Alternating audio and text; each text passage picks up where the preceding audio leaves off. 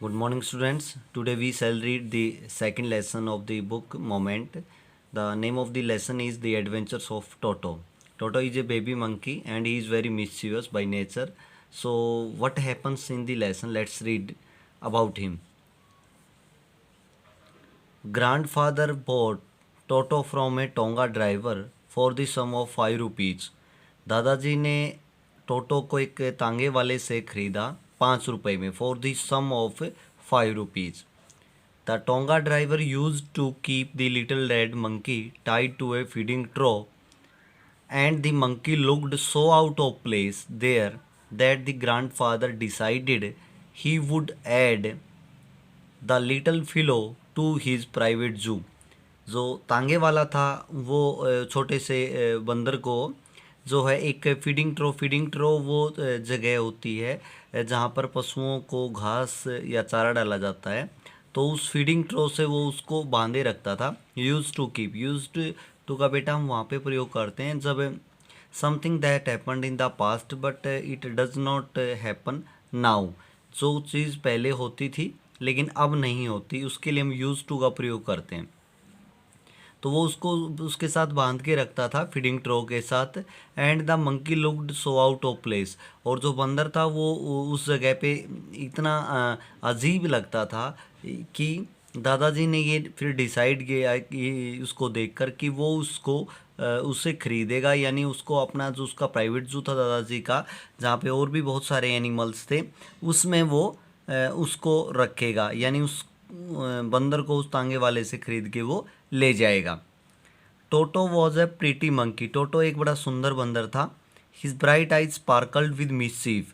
उसकी जो चमकीली आंखें थी वो शरारत से चमकती हुई, स्पार्कल करती हुई. Beneath deep set eyebrows.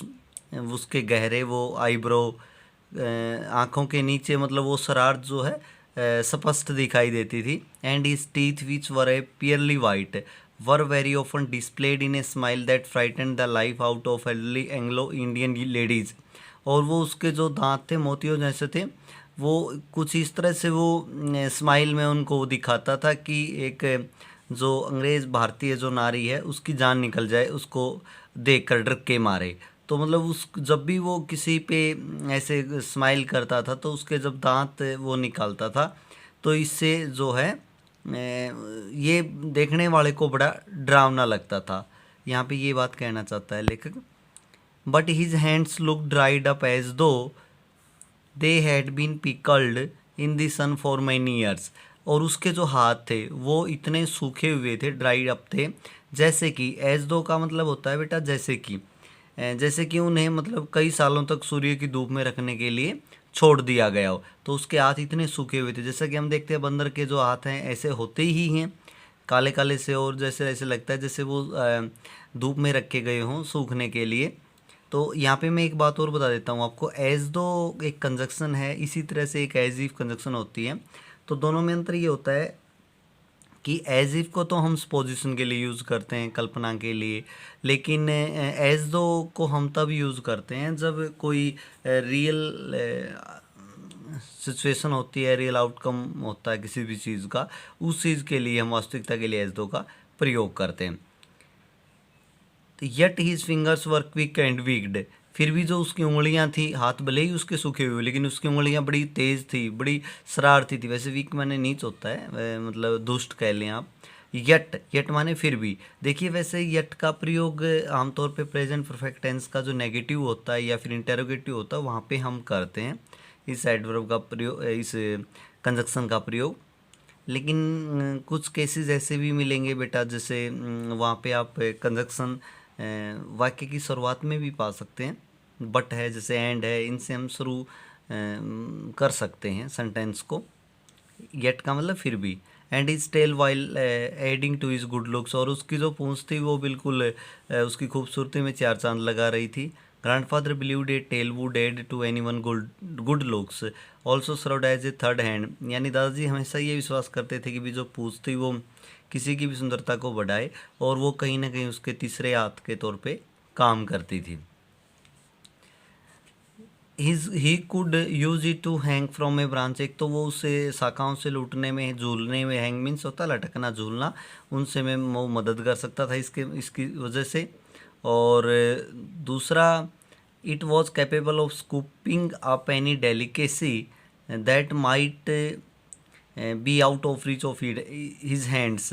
और कहीं ना कहीं वो जो है इससे कोई भी चीज़ जो है डेलिकेसी मतलब स्वादिष्ट चीज़ को जो है बाहर निकाल सकता था, जो उसके हाथों की पहुंच से तो वैसे तो दूर होती, लेकिन इस पूछ की मदद से वो ये काम कर सकता था। Grandmother always fussed when grandfather brought home some new bird और एनिमल। दादी जी हमेशा मतलब चिंतित हो जाया करती थी जब दादाजी कोई घर पे नए पक्षी या जानवर लेके आते। So it was decided that टोटोज presence should be kept a secret from her until she was in A particularly good mood. इसलिए ये डिसाइड किया गया कि तब तक दादी जी को ये बात नहीं बताई जाएगी जब तक वो अच्छे मूड में नहीं। Grand father and I put him away in little क्लोजिट।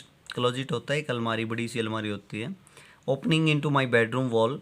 तो दादाजी और मैंने एक बड़ी सी अलमारी में जो मेरे बेडरूम में की दीवार में थी, तो उसमें उसको रख दिया। Where he was tied securely, जब मजबूती से उसको बांध दिया गया। और so we thought to a peg fasten into the wall. और फिर हमने सोचा उसको दीवार में एक जो पैग लगी हुई थी, कोई प्लग सॉकेट कह लें आप, उसमें के साथ उसको कसकर बांध दिया गया। A few hours later, when grandfather and I came back to release Toto, we found that the walls which had been covered with some ornamental paper chosen by grandfather now stood out as naked brick and plaster। कुछ समय के बाद जब दादाजी और मैं वापस आए टोटो को वहाँ से निकालने के लिए, तो हमने पाया कि दीवार जिस पे कि बड़े अच्छे सारे जो कागज़ से वो जो कि सजाई गई थी दादाजी के द्वारा, अब वो है बिल्कुल ही साफ नज़र आ रही थी। ईंट और प्लास्टर के अलावा उस पर कुछ भी नज़र नहीं आ रहा था। The peg in the wall had been wrenched. Wrenched means होता है to pull out something violently from it socket. Socket means plug. जो पैग थी उसके अंदर वो दीवार में, उसको उसके प्लग से खींच कर बाहर निकाल दिया गया था। रेंज का मतलब होता है जोर ज़बरदस्ती एकदम से हिंसामयी ढंग से निकालना।